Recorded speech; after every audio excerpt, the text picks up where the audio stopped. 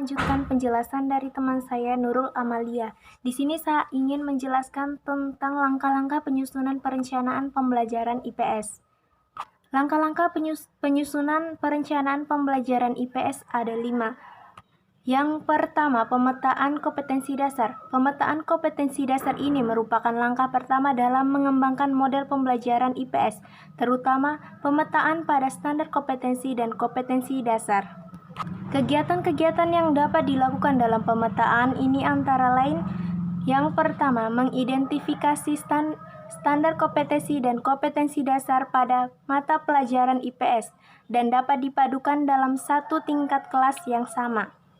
Yang kedua, menentukan topik antara SK dan KD. Langkah kedua, penjabaran kompetensi dasar atau KD dalam indikator.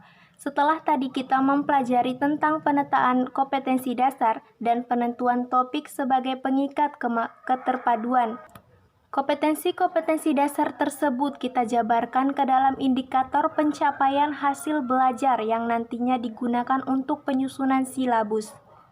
Langkah ketiga, menentukan materi atau pokok pembahasan. Setelah melakukan pemetaan, menentukan topik atau tema, dan di sini tema ditentukan harus relevan dengan KD yang telah ditetapkan.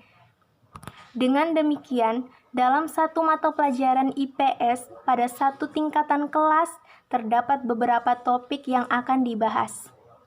Yang keempat, penyusunan silabus.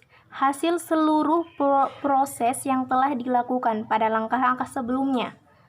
Di bawah sini terdapat contoh silabus. Kita bisa lihat di dalam silabus itu terdapat kompetensi dasar, materi pokok, pengalaman belajar, indikator, penilaian, alokasi waktu, dan sumber bahan atau alat. Yang kelima, penyusunan RPP. Rencana pelaksanaan pembelajaran atau skenario pembelajaran. Rencana pelaksanaan pembelajaran tersebut merupakan realisasi dari pengalaman belajar peserta didik yang telah ditentukan pada silabus pembelajaran IPS. Nah, kita bisa melihat contoh dari RPP. Di dalam RPP tersebut ada standar kompetensi, kompetensi dasar, indikator, tujuan pembelajaran, materi pokok, metode pembelajaran, langkah-langkah pembelajaran, dan bahan dan sumber. Media dalam perencanaan pembelajaran IPS disusun menyesuaikan dengan kompetensi dasar, indikator, tujuan, materi, metode, dan sistem evaluasi, baik berupa media audio visual atau audio visual.